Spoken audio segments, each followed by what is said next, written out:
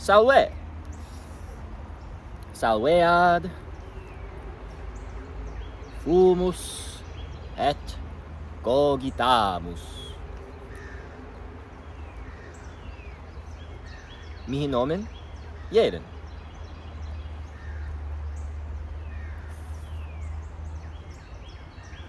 Cheers if you're smoking with us.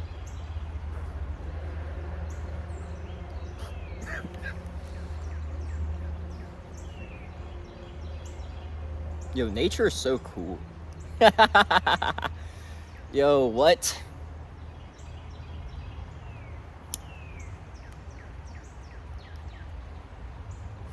Yo, I can't lie, bro. I'm throwing it down in the white tea right now.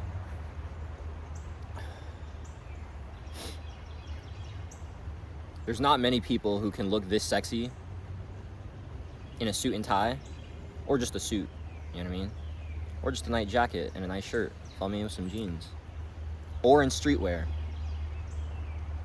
And still remain like that level of sexiness, bro. There's not many people who can do that. Unfortunately, I'm not one of those people. Wait. Unfortunately, I'm not one of those people who can't do that. Rireo.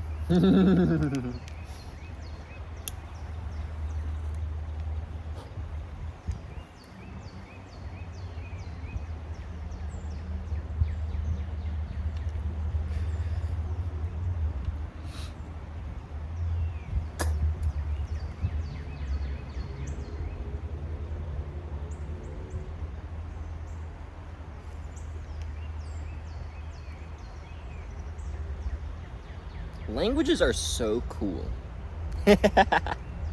Like, bro, what?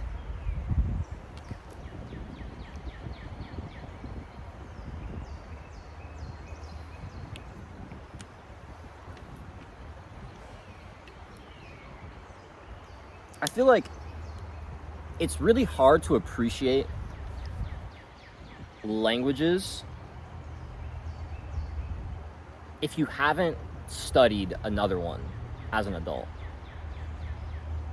And what I mean is like fallen in love with one more so.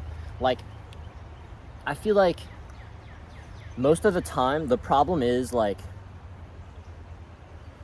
we try to like project our native operating system, and that's what languages are. Like, languages are first and foremost like thought operating systems, and secondly ways of expressing ourselves and ways of expressing thoughts.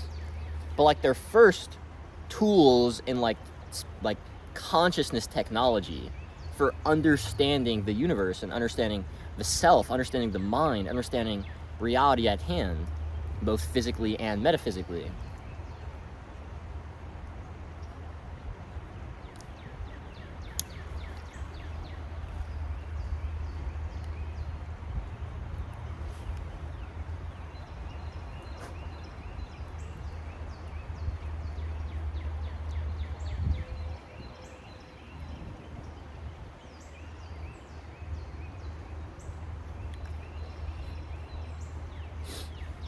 I feel like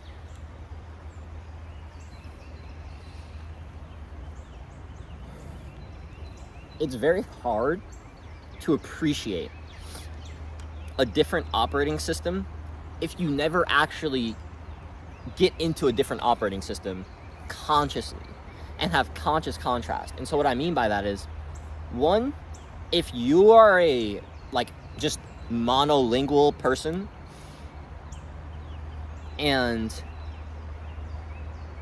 or you're bilingual, but like you learned bilingual, like you're bilingual because you learned it at a very, very young age.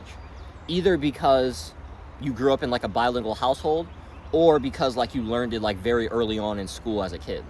And so I'm talking like, if you've known like 2 languages since you were 10, probably like 7 or 8 is probably a better age range, but like 10 is probably good as well.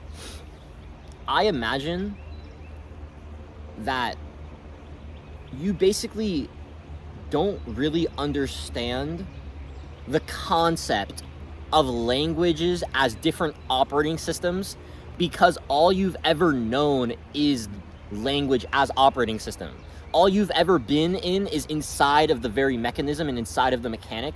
You've never actually stepped out of it and observed it. And because you haven't done that, you haven't realized that you actually have an operating system, either one or two in this case, that are like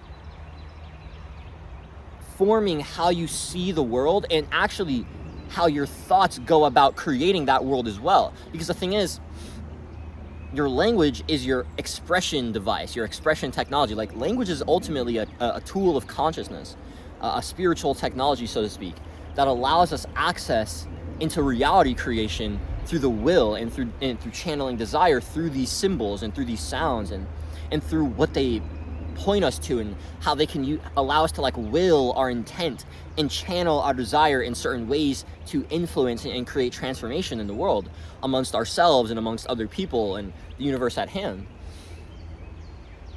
And so like languages are really like these tools and these like systems of thought, of expression, and ultimately of embodiment, of being, and of transformation as well, of becoming. And man, I've been getting like my like life absolutely like transformed by Latin and by Spanish. And it's been fucking crazy, dog. Like, holy shit. Like I'm half Puerto Rican and I'm from Newark, New Jersey. So like I grew up around Spanish. And I've always kind of like had a good Spanish accent. I can't roll my R's. I'm trying to learn. My Latin's kind of helping, but you know what I mean? I gotta practice. It's a skill. And man, it's been so interesting for me because like I never realized that like whenever Spanish music came on, and the reason it could like take my body like in a way that nothing else ever could, right? And I love all music. I dance to all music. I love to sing all music. I'm not that much of a fan of a lot of country, but some country can get with me, you know what I mean? I can't lie, like I'm kind of a slut like that. Like everyone can have a little bit of Jaden. You follow me? It's like, hey, I like it like that. And this goes for many other things besides music. And so like I've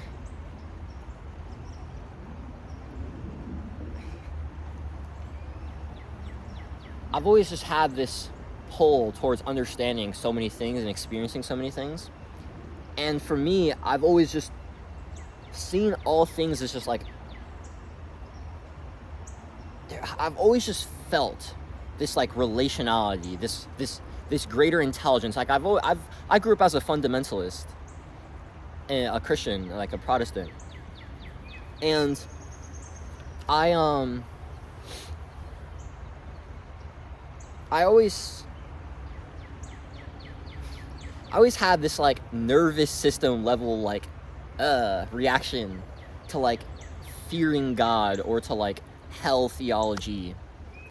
And like I always never understood like the division of religion, especially like at least Abrahamic religion. It's like didn't like we all come from the same place? And I say we here, like I'm a Christian mystic. I love Jesus. I love Judaism. I haven't really like studied or touched Islam much, but I from what I have, I know I'm going to love it as I learn more about it over my life, and I know I will. I want to learn the Quran. I want to learn Arabic. I want to understand the Sufi mystics as well. Shout out my dog Rumi. You know what I mean? Man, there's so much to learn. And it's like, fuck.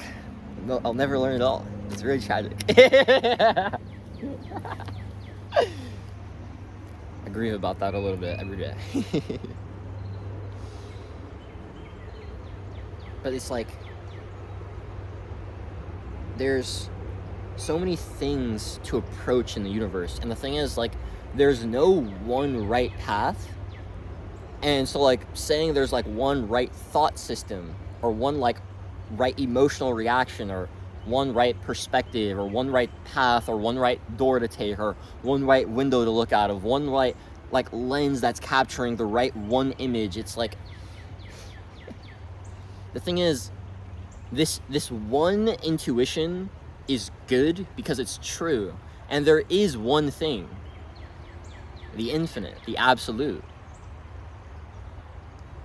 But like the thing is, the human mind, and especially like the finite contrasting principle of the ego, that is like contrasting your infinite mind, the unique self mind that lives inside of you.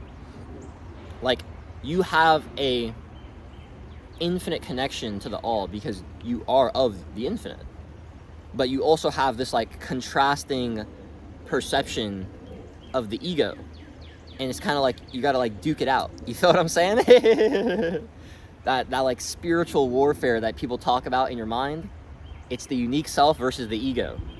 And the thing is, like, the ego isn't this other thing that exists. It's simply the contrasting principle. It's not a noun, it's a verb, it's an activity. And so it's always there. Do you know what I mean? Like, all those spiritual motherfuckers that be talking about, yeah, kill your ego, or, oh man, like, I don't have an ego, or like any BS like that, they don't know what they're talking about, and they're full of shit. You feel what I'm saying? It's like, we all have egos, and that doesn't go anywhere. You feel what I'm saying? The process is living more of your unique self, embodying it, and recognizing where the ego is still coming into place, and having awareness about it, and seeing it, and holding the ego, and being like, you don't see the world correctly, ego, and just patting it on the head like it's a little child, and then hugging it, and loving the ego. You feel what I'm saying? Because ultimately, it's here to serve you. The ego wants to keep you alive. It wants to keep you safe. Those things are good. Unfortunately, safety and aliveness usually aren't the same thing as growth, evolution, and becoming, which your unique self is fucking pressing you towards, because you have an infinite nature that is within a finite manifestation. There's kind of a fundamental mismatch there. So you always want to become more. You always want to be more. I talked about that in my video, Divine Dissatisfaction. You should watch that. That's a good video.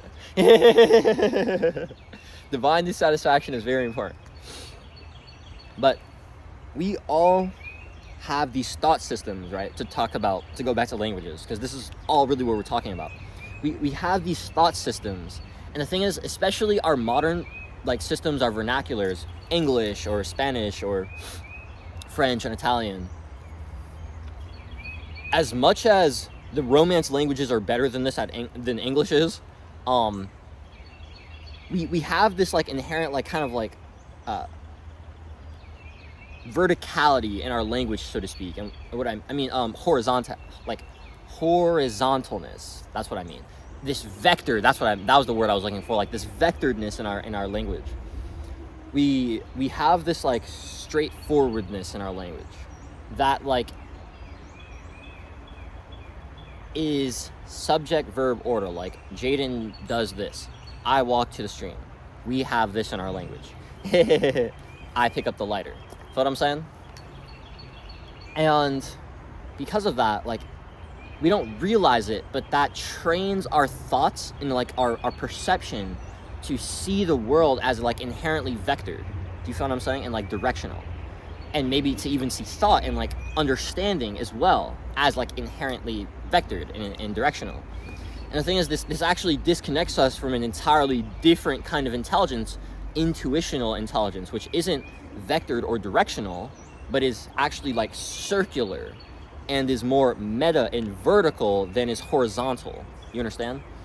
And these two types of intelligence live inside of us. This is like the vectors, the masculine polarity, and the meta circular intelligence, the intuition, is the feminine polarity. The intellect, the masculine, the intuition, the feminine polarity.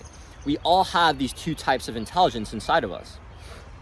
And the thing is, over the last few hundred years, contemporary science and eventually like philosophy, especially as religion has declined, has become inherently and like extremely like, in my opinion, like idol worshipping. But that's really just to, like bastardize it a little bit. The intellect, and not making enough room for the intuition, not making enough room for art, for spiritual practice, for faith, right? There's been so much like, if it's not reason, if it's not like if it's not science we can measure with like large amounts of like exterior data, you know what I mean? And it's like, the thing is, a lot of the deeper truths about the universe aren't going to be observed that way. You have to observe them yourself with your metaphysical senses, with your own awareness, with your own ability to observe. Right? This is what Aristotle talked about in his opening to Metaphysics. Oh, let me read it to you real quick. I have it in Latin here. This is just the first paragraph, don't worry. Omnes homines natura scire appetunt, signum autem est, sensum dilectio etenim sine utilitate diliguntur propter se ipsas et maxime omnicum per oculos.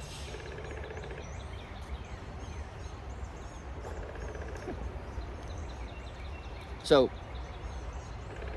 the first sentence is the most important, and then like the last two I'll just break down as a whole.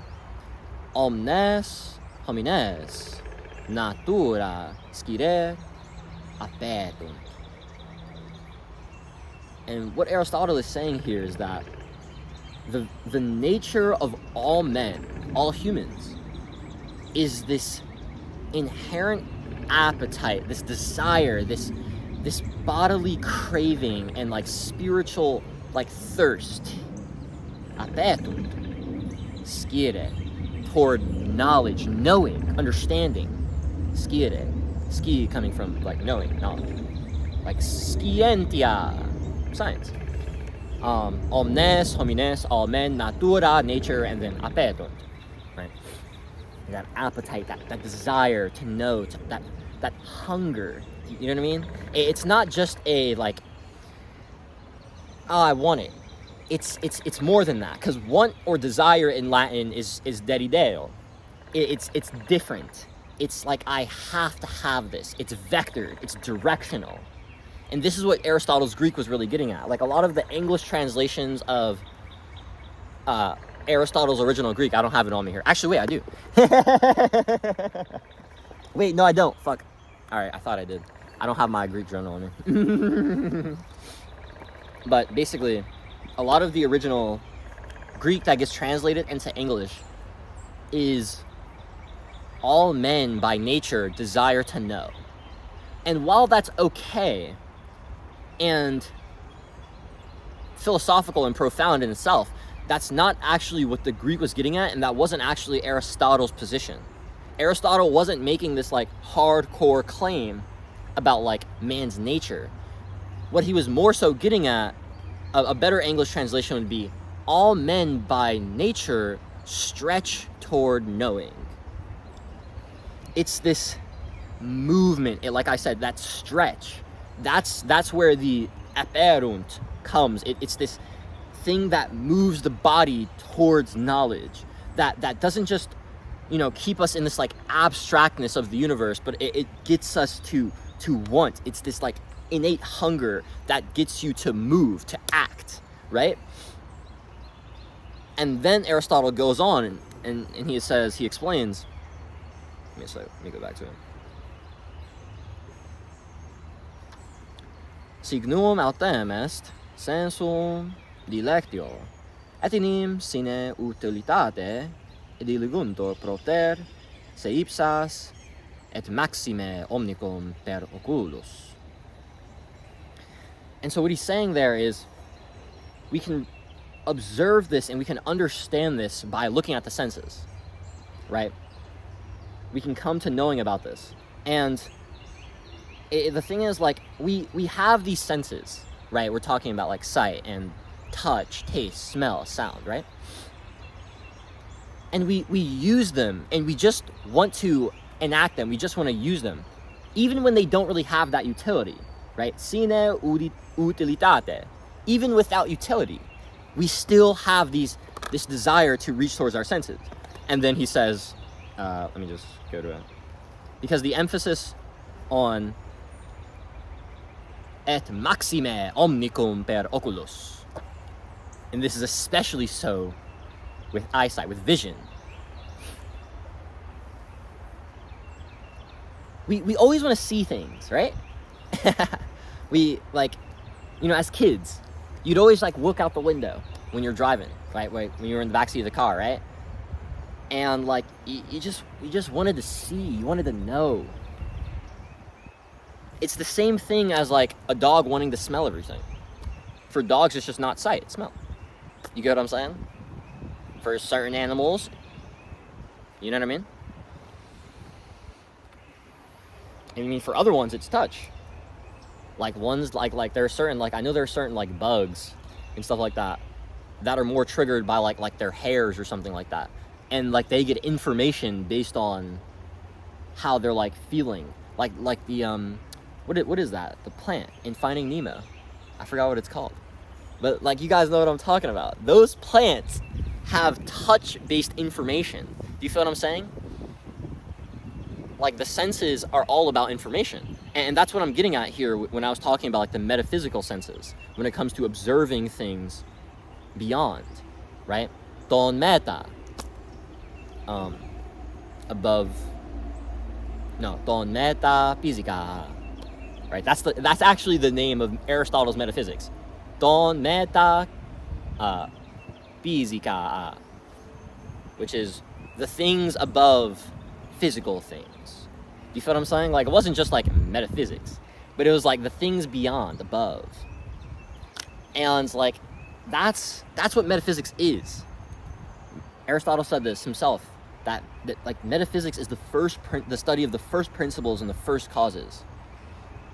And I would throw in there the first values. And the thing is, like, if we understand the nature of the universe by observing it, by observing ourselves as being fractals of the universe, and by observing people and nature, and by studying science, and by studying art, and by studying each other, like, by studying that which the universe creates, which the creator creates, we can understand the universe.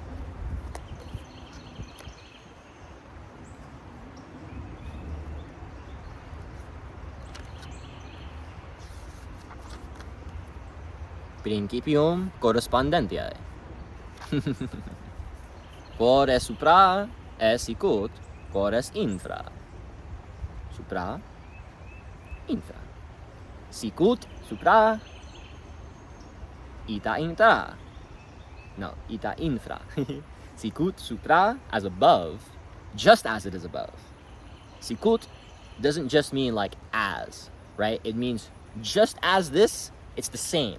It's talking about what something's nature is. Just as this thing is, so it is. That ita, thus, so.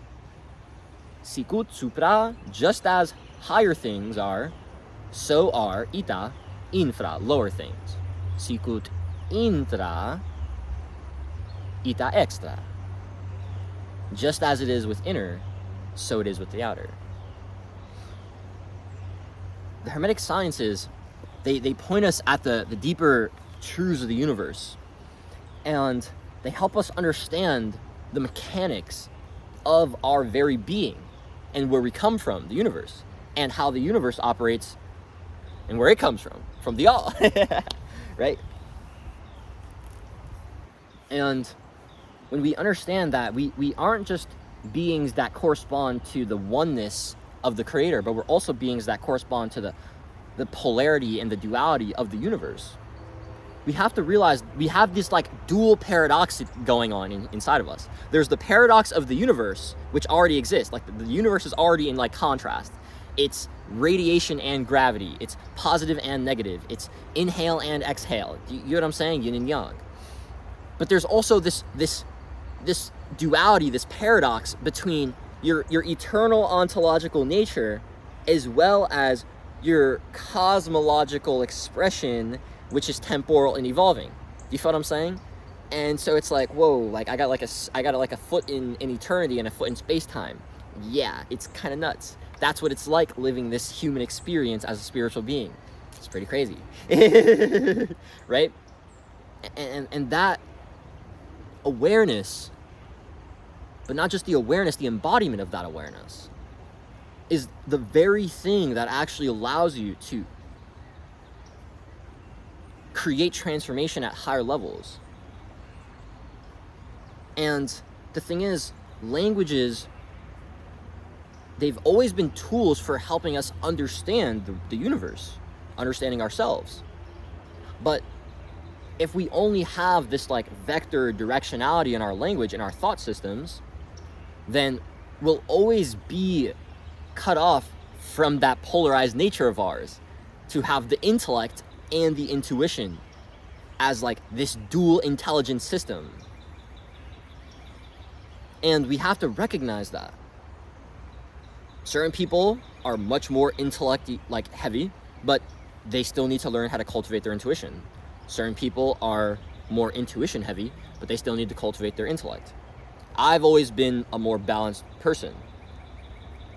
I've always been very strong in the intellect and the intuition. That's why I'm a philosopher, and a mathematician, and a scientist, and an artist, and a very good lover. You feel me? I'm very good at the dance of polarity. I get it. It gets me. Because I was made for this more like balanced and this more like oscillatory game, so to speak. Now the thing is, we're all participating within this oscillation, but we all have a unique ratio, so to speak, of like that intellect and intuition. You get what I'm saying? And we have to learn when to lean into which one. We have to learn how we're feeling. We have to learn when we need to will and when we need to step back and surrender. When we need to make space and open ourselves and create conditions for intuition to come, rather than always trying to force the intellect and always trying to You feel what I'm saying? Well, I think I'll be like coming out here. I'm gonna light this back up.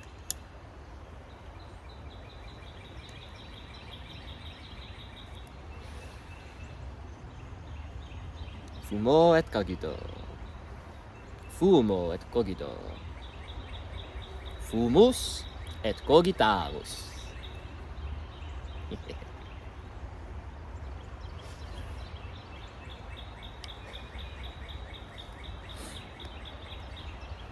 Man, modern English is like not very great at expressing relationality and not very great at being bent and manipulated. Now, luckily for me, I grew up with nigga English. Right, like I said, I'm from Newark. And so like, I grew up speaking black English. And I've been like pretty proficient in black English since I was 13. But I've always been like exceptional at speaking like standard or academic English and at communicating in it.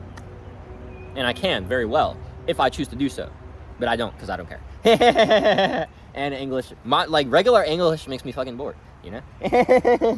It doesn't fit Jaden, so I don't use it. You feel me? Unless the medium genuinely requires it.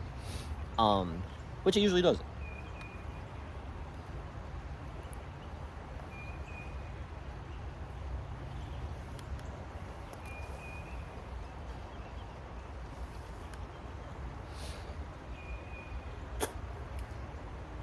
All right, what's today?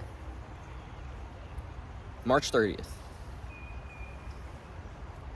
It's probably safe to say I've been learning Latin for 4 months at this point. December, January, February, March. So I started the end of November. So like December, like late December makes 1 month. So it's been 4 months now, okay? And how I've been taken. You know, I've always been a nerd. But man, nothing makes me nerd out like language x metaphysics. You feel me? Like, what? Like, language as like expression of psycho-spiritual development in the human, and how that reflects in the universe and in the earth and the world. And it's just like, yo, I think that is like the most interesting thing. And I'm talking about like, oh man, I'm talking about how words shift, and I'm talking about how words change, I'm talking about etymology, and I'm talking about perception of words, and I'm talking about how we even understand words, and I'm talking about understanding languages, and I'm talking about different sound like structures and different syntax choices and different semantic like ways of like languages even approaching things. Like it's like there's so much depth to language. And it's like, well, of course there is, because there's like so much depth to the universe and to like the human experience and to attempting to understand those things and communicate them. So it's like, of course there's so much depth in our thought systems and expression systems and how they've varied over time. That's just an expression of the infiniteness of the universe at hand in its evolution. It's like, that's just the universe expressing in man, in language. You feel me? I think it's pretty cool. I can't lie. And so I've been on my word nerd, word scientist, word artist shit. I mean, I've always been a word artist. But I've been on my word scientist and word nerd shit for like the last 5 months. I really started getting like obsessed with linguistics at the end of like October 2025, right? And then I really started like, I'm like, nah, I'm gonna learn Latin. And that was at the end of November. And then like, I also decided like, all right, Spanish, I'm gonna stop bullshitting. And so like, Spanish is like absolutely secondary, but I like my phone is in Spanish. I like to like have fun attempting to read things when I like look up things on Google, and I'm like, oh yeah, Google AI in Spanish, like the AI overviews in Spanish, because like I have my phone in Spanish. I have my Chrome in Spanish. I've had that the case for about a month or so. And I've been like learning Spanish for like 2, but I mainly fuck with Spanish through like music and like through poetry. And for me, Spanish is more just about feeling things and about being with it than like really trying to understand it, rather than like with Latin, where I'm trying to like, yo bro, like I'm trying to fucking write essays in Latin and shit, bro. Like honestly, at this point, I've gotten to this point where I genuinely want to write like all my works in Latin. like I've been writing these broken ass Latin essays. They've been fucking amazing. You feel me? Actually, these ones weren't bad. And then, where's my most recent one?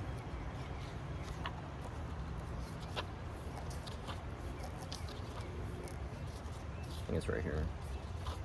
De correspondentiæ. I think there's another one. Oh yeah, these ones are actually pretty good too. These are the most recent ones. I feel like I should read one of these. Yeah, let's read Alright, we'll read De correspondentiæ. This one's actually probably pretty bad, but it's okay. Cogit spiritus animi systemata transformatio sicut motor. Sicut moetor. Fuck me. I always fuck that up. I need to stop shortening in the E. Moetor. Sound quality is very important in Latin. Don't be fucking up the sound quantity. I'm gonna resay the sentence. Cogit spiritus animi systemata transformatio sicut moetor. Transformatio systemata de cosmos. Sicut supra ita infra, ad penetranda miracula, rei unius.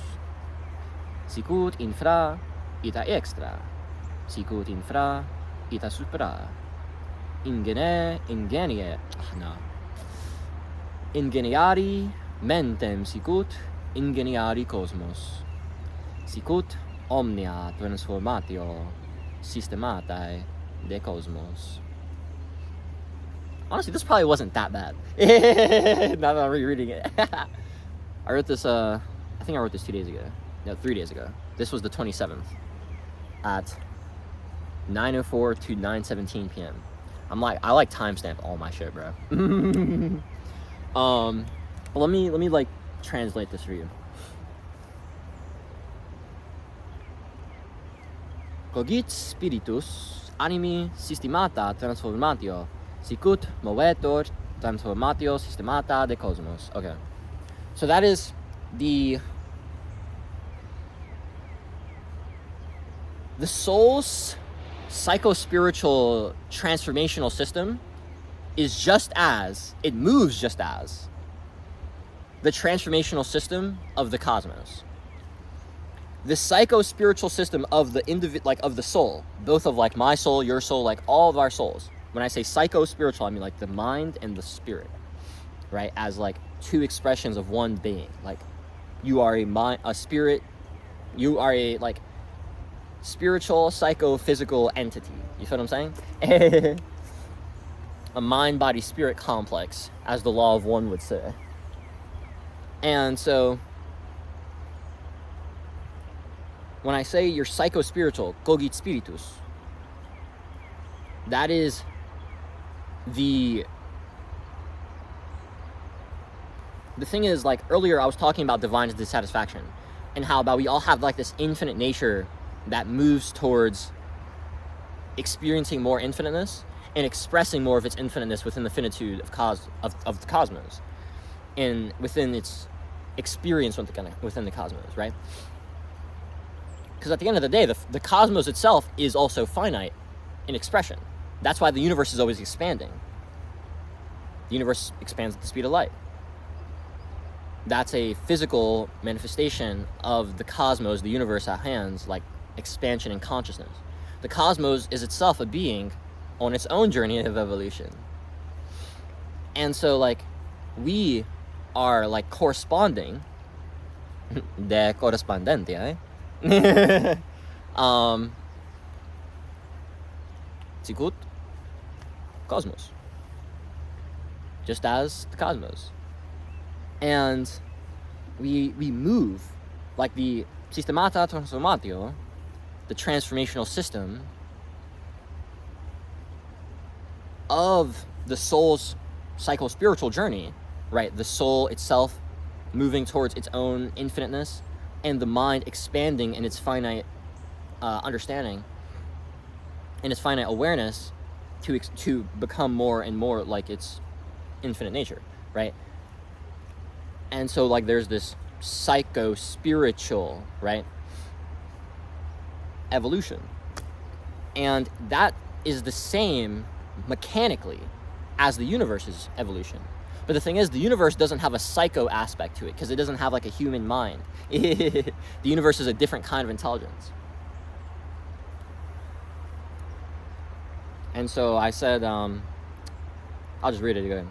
Cogit spiritus animi systemata transformatio sicut movetor sicut movetor transformatio systemata de cosmos sicut supra ita infra ad penetranda miracula reunius. So that is the Hermetic axiom, sicut supra, talked about that earlier, ita infra, just as that which is higher, right? That which is higher is just as that which is below. Just that which is below, lower. Higher and lower being a thing of like planes of existence, planes of reality, planes of understanding, right? So when we're talking about this, we're not talking about like better or worse. We're talking about like different levels of the universe, right? We're talking about like the spiritual plane, the mental plane, the physical plane, right? They're like, there's levels, there's layers, and there's layers within them, right? All of these things are like, there's no hard separation. There's like, all these things are gradients. Do you feel what I'm saying? It's a spectrum. But we can distinguish and we can kind of understand these things at these different levels, and it helps us with understanding them and applying that understanding to actually transforming our lives. And then I quote the Corpus Hermeticum here. I mean, not the Corpus Hermeticum, the Tabula Smaragda Hermetis Trismegisti. What is that in English? The Emerald Tablet of Hermes. There we go. I was just like blanking on it. I just completely forgot what it was. But ad perpetranda miracula